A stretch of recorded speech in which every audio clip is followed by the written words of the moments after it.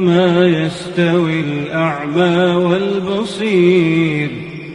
ولا الظلمات ولا النور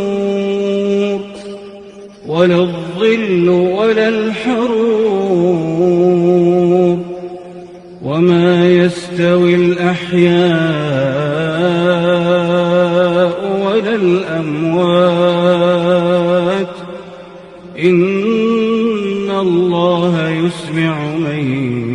يشاء وما أنت بمسمع من في القبور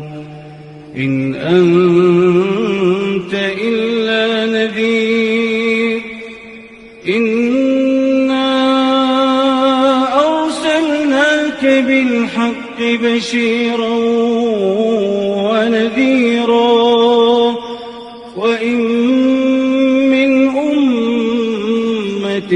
إلا خلا فيها نذير